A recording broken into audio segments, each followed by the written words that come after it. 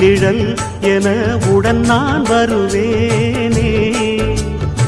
ஏழ் பிறப்பும் உயிர் துணை உனை நான் பிரியேனே.